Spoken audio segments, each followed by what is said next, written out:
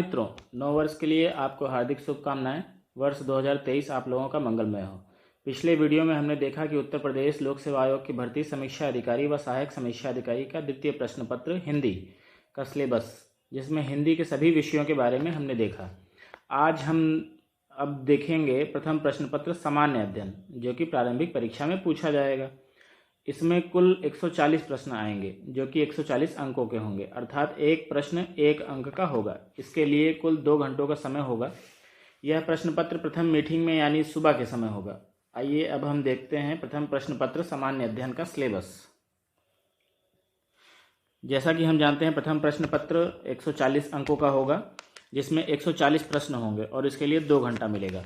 प्रथम प्रश्न पत्र सामान्य अध्ययन में सामान्य विज्ञान पहला टॉपिक, जिसमें जो है फिजिक्स, केमिस्ट्री, बायोलॉजी पूछी जाएगी, अर्थात फिजिक्स के भी प्रश्न होंगे, केमिस्ट्री के भी, रसायन विज्ञान के भी प्रश्न होंगे और जीव विज्ञान के भी प्रश्न होंगे।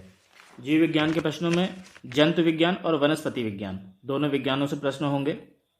भारत का इतिहास पूछा जाएगा। भारत के इतिहास के भी 3 टॉपिक, भारत का प्राचीन इतिहास, भारत का मध्यकालीन इतिहास और भारत का आधुनिक इतिहास।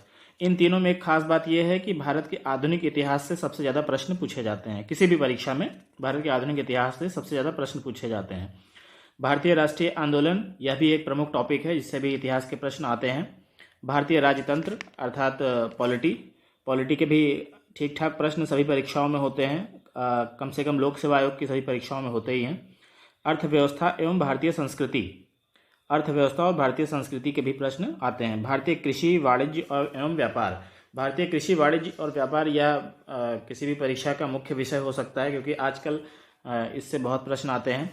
जनसंख्या, पर्यावरण एवं नगरीकरण, अर्थात भारतीय परिप्रेक्ष्य में जनसंख्या, पर्यावरण और नगरीकरण भी पूछा जाता है।